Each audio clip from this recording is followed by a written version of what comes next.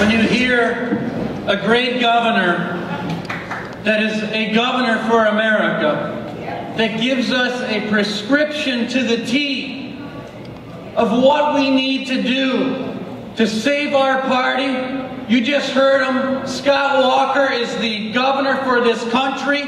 He is paving the way for our party, and it started here in Wisconsin. He's a governor that gets it. I mean, just think about this. I mean, people ask me all over the place, what happened in Wisconsin? Well, not only do you all have, and we have, the best state party in America. Thank you, Brad Courtney, for keeping everything going and going stronger than ever. But look who we have to cheer for this morning. I mean, think about this.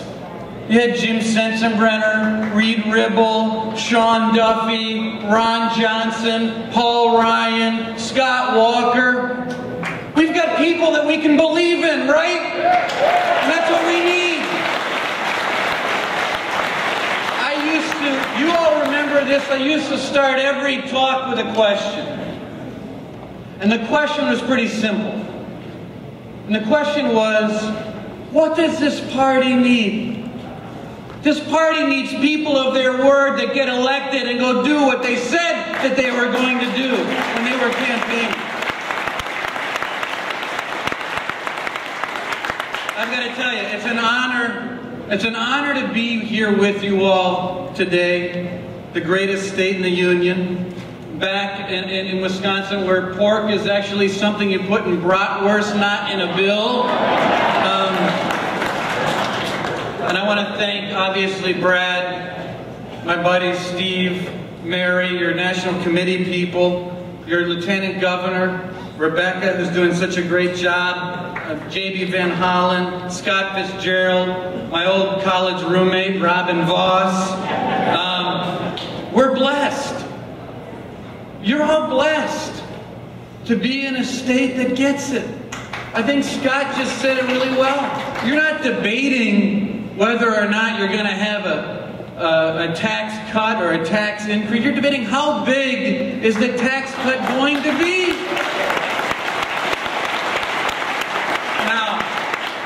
Put a couple of things down to rest. Now, you all know I've been in Washington, D.C. a little bit more than Kenosha lately.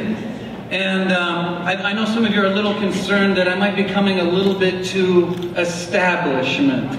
And I tell people, now let's get serious.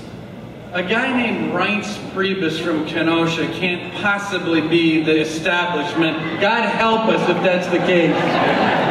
Well, if it's true, Miller High Life is the official beer of the establishment, and cheese curds are the official hors d'oeuvres of the establishment. Well, I will tell you that I've learned a few things during my time in the Capitol. Let me tell you, Washington, D.C. can learn a few lessons from Wisconsin, like how to balance a budget. You do it. Your family does it. Your small business does it. Our state does it. And why can't our federal government do it? Well, I hate to point fingers, but the big reason why they can't do it is sitting in the Oval Office, and his name's Barack Obama. I mean, case in point, they call their budget, which raises taxes and raises debt forever, a balanced approach. But we Republicans know better than that. We know it's about as balanced as the news on MSNBC, right? And we've got a guy who knows something about balancing a federal budget, and that's our House Budget Chairman and one of our heroes, Paul Ryan, right? And we're proud of our friend Paul.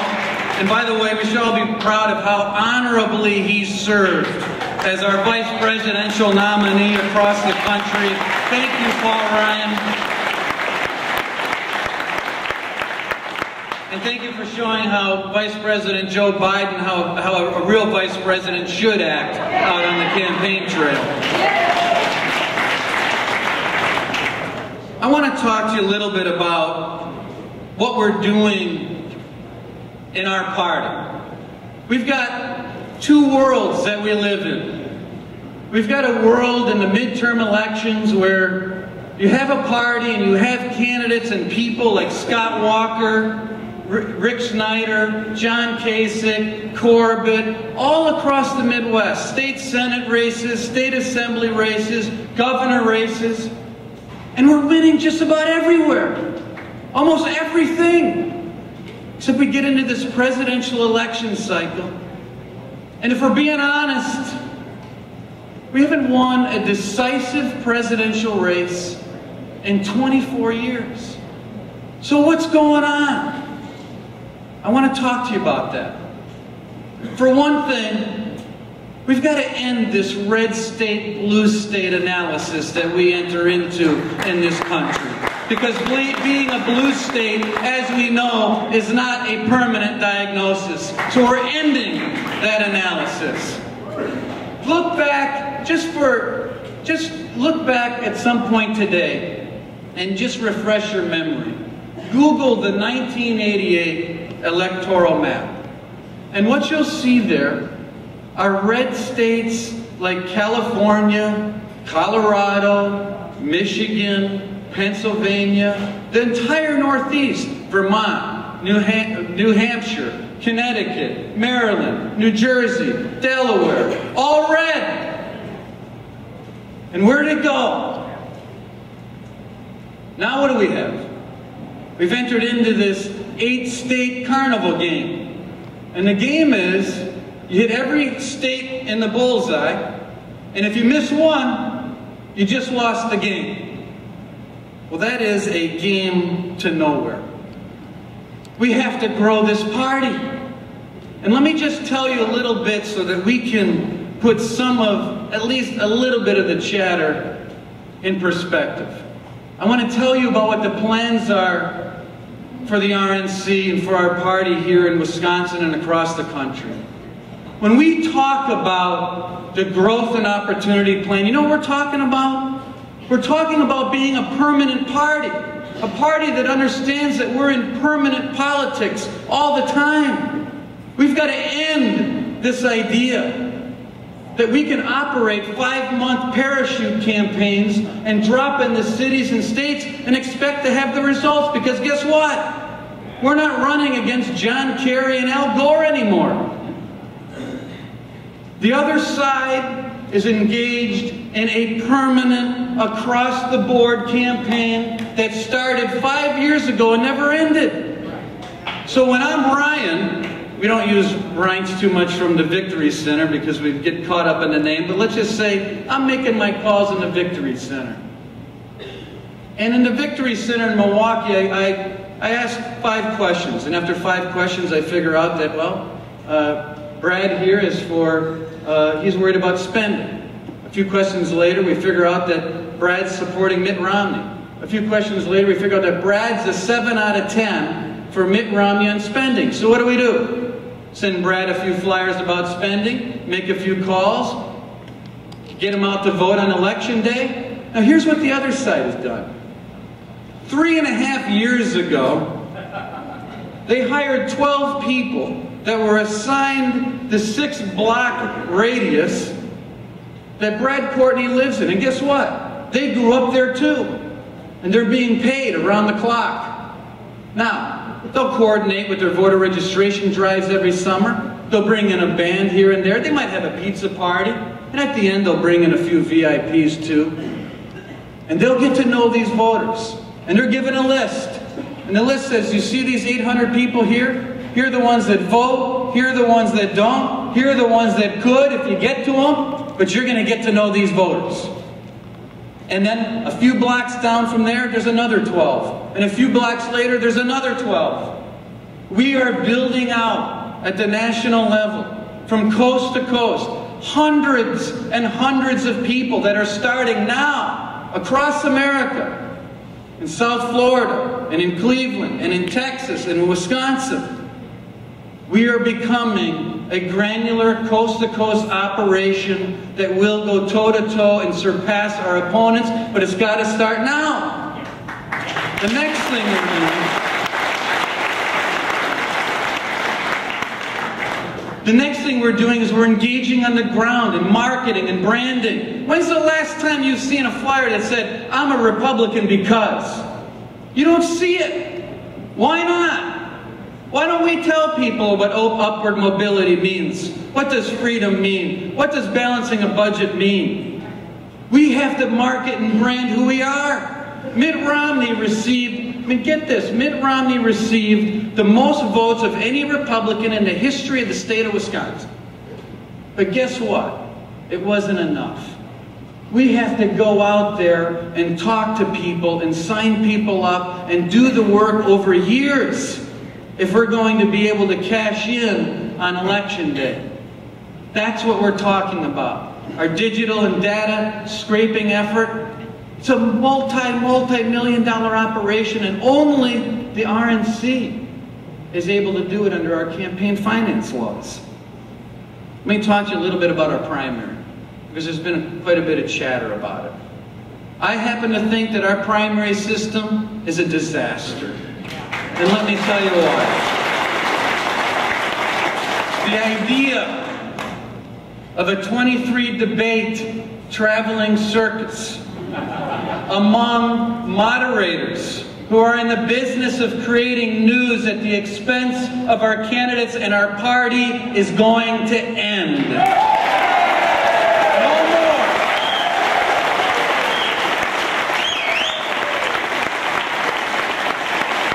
It's not an establishment takeover.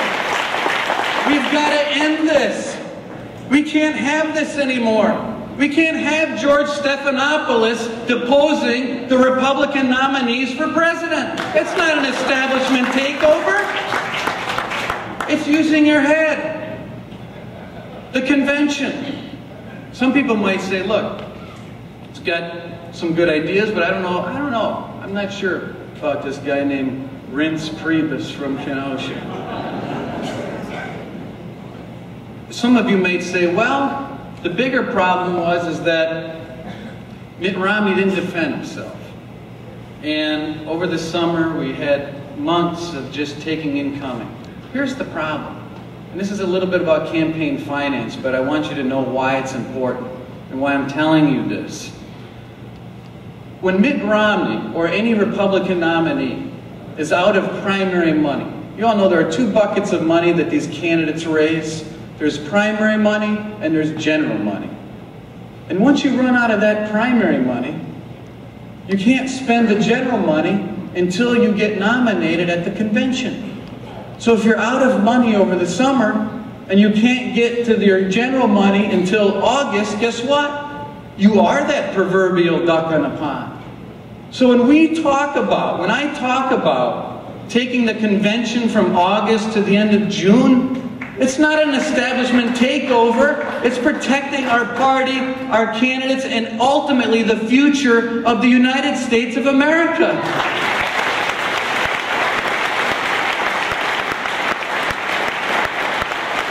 You all have an incredible role to play in shaping the future of our party, because the whole country's watching you. You don't realize it as much because you're here, you're in the bubble. But for the last 2.5 years, the entire country's been watching this party. And you have a unique opportunity. We have a unique party here. Everyone gets along. Tea Party, Republican Party, Liberty Movement, everything in between. And I have to say candidates have a lot to do with it too, because they give us something really to be proud of. But we have an opportunity here in Wisconsin to show the country what a unified party looks like, and what great candidates do, and how a unified party rewards great candidates. And that's what you're doing. This Project Go Red that Brad and the team have employed, that you're all going to be working for, it's sort of the same sort of idea that we're implementing at the RNC, except you're doing it here in Wisconsin. We need everyone on our team. Conservatives, libertarians, Tea Party, Liberty Movement, people who don't wear any label at all, but we need to grow. And we'll either succeed together or we'll just lose together. It's our choice. And it doesn't matter whether you're for Rand Paul, Paul Ryan, Scott Walker, Nikki Haley, because every one of those people, you know what they're going to have next to their name? R. A big R. And it stands for Republican. So it's about time we start standing up for the Republican Party.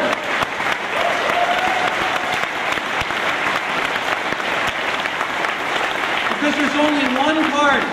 There's only one party that supports giving every child the chance to attend the best school possible. That sees the family, not the feds, as the foundation of society. That wants you to be in charge of your health care. That says caring for this generation doesn't require robbing the next. I've said that our party has to do things differently. But there's one thing I haven't said.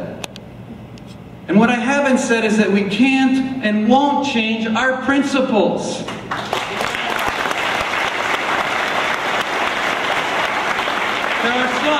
There are some that would like us to abandon them. But for as long as I'm chairman, I'll stay true to them. Some would have us turn into Democrat light. But I refuse.